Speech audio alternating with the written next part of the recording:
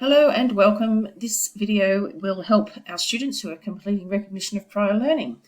It includes how to navigate the system and how to upload your evidence. So when you first log into the system, you should go up to My Courses. All of the courses that you are enrolled in will be listed here, so it's likely that you're only enrolled into the one course. And it can either look like this or it can look like that. So it just depends on how your system is set up, but you go and find your course. This is the one we're looking at today. You probably will only have the one course.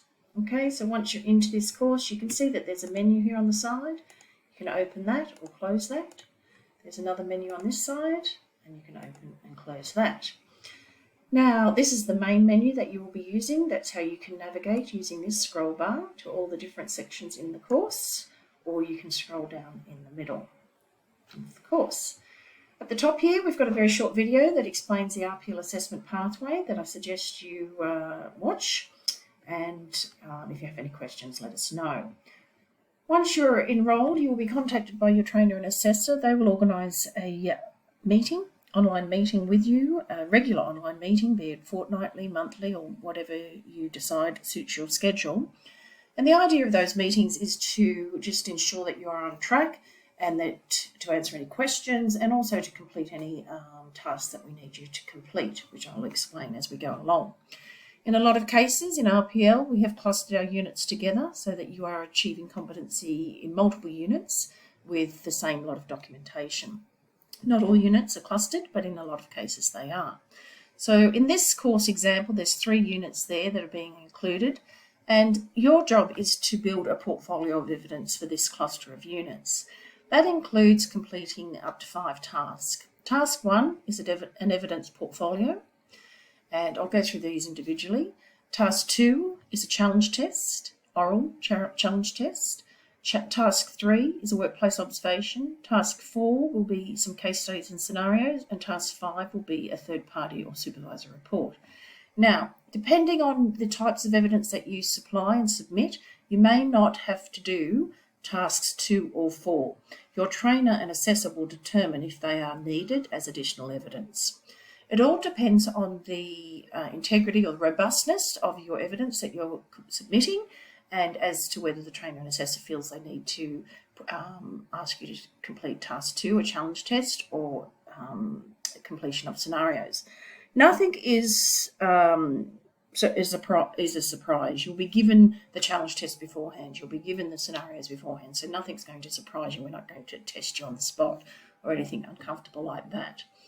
So task 1, you can see here, they're all listed here. You can download these documents just by clicking on them. So you click on it and it will download to your local drive. Okay.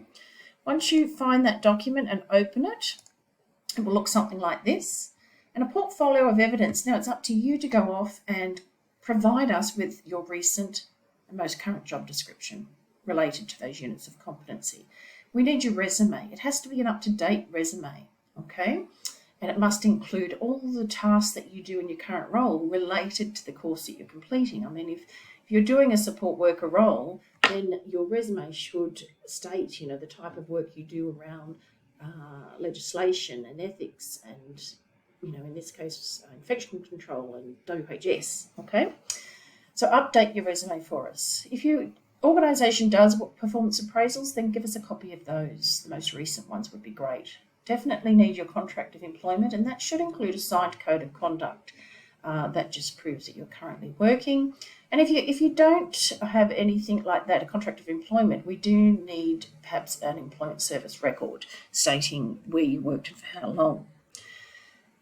Those top 5 items apply to each cluster in your course. So once you've put them together, you don't have to put them together for the remaining and subsequent clusters. Okay, so tick those boxes out of the way. Anything beyond that is related to the cluster of units. So this is where we want training records. You may have done internal training that you've issued a certificate, or you registered for a webinar. Then if you don't get a certificate, then send us a copy of the email registration. Of any training that you did attend. Perhaps your HR department does have, a report that prints out all the training that you've done. That would be fantastic. Training certificates would be fantastic. If you haven't done any training, we can put you through some free complimentary e-learning related to these units, please let us know, and we'll just enrol you in those courses and they will give you a certificate. And that's all part of the course as well. Beyond the training records, it then comes down to supplying us with workplace documentation that relates to these units of competency. And this is where it gets quite specific, okay? And we have tried to list these as succinctly as we could, but this is where the regular meetings with your trainer can clarify any questions you may have around this workplace documentation. In a lot of the cases, you might be able to use real client notes, but in that case, you have to obviously redact and remove any personal identifiers, okay, because for privacy reasons. Now, obviously, you need approval from your organisation to do that too, potentially, so you should inquire about that before sending us organisational records. If you are unable to do that, you can simulate this. We do supply you with a progress notes template. You can just simulate this as if for a real client.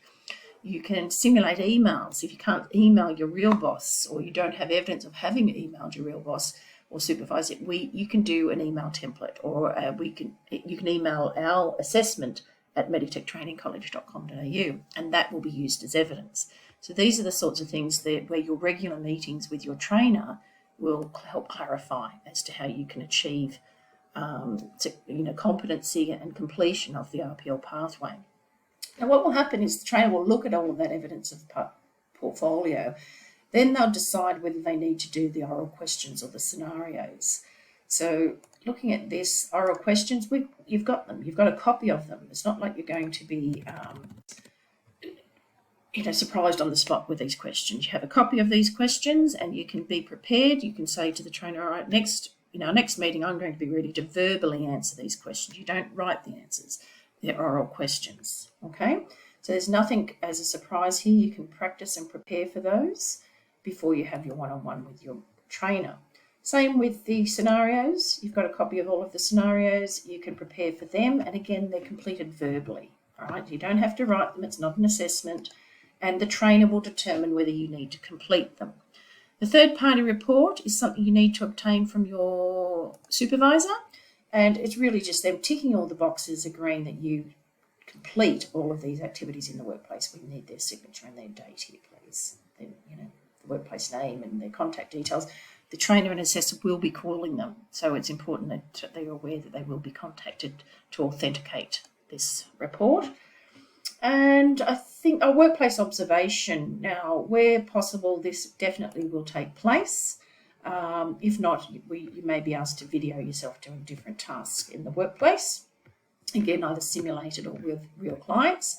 If it's with a real client, we'll need a consent form that they've signed off and they agree to be videoed.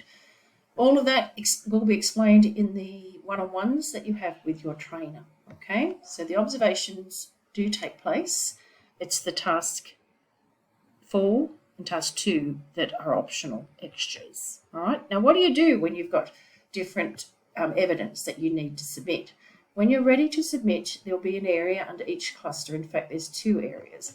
The reason there's 2 areas because we can only allow a limit of 20 files in each upload area and a limit of 500 meg storage. So be aware of that when you're uploading files. How do you do that? You just click here, click Add Submission, and you can click on this little button here and upload a file. Choose it from your local drive and upload it that way, or you can drag it across. So if you, depending on what type of computer you have, you could drag a file across. Let me do that, is it? Just drag and drop, right? Save your changes. Now, what I suggest you do, you don't submit the assignment until all of your files have been uploaded here. So you're just editing at this stage. The only time you submit is when you have finished uploading 20 files, there's no more room, and that is ready to be graded by the trainer. Once you press submit, it actually won't let you add any new files. We can change that setting if that does happen by mistake, so don't panic if you do press submit. But edit submission until you are ready to submit, okay? Then if you run out of 20 space in the first section, you just go to the second section and upload another 20 files. And it may take that many files, so don't be surprised if it does take that amount of documentation. Remembering task 1 is then duplicated in cluster 2 they want task 1 again. They want the evidence portfolio. So you don't have to do the resume, the job description, everything again because you've already updated it. But then what changes are the tasks specific to these units, the second lot of units of competency. Okay, so assessments, that's where it's no S, that should be assessment. I'm going to fix that. Just spotted that. Assessment should be up here. Yep, assessment, you can email us if you're simulating, and there also will be additional documents, I think, somewhere that you can ask your trainer for. We can give you additional documents such as I mentioned, the progress notes and the meeting minutes, or the email templates. So if you want to use those, we can supply them. And I think that's about it. Alrighty, so if you have any questions, bring them along to your first meeting with your trainer and assessor, and contact us at any time, either via phone or via email. Other than that, we wish you every success on your RPL journey. Thanks. Have a great day.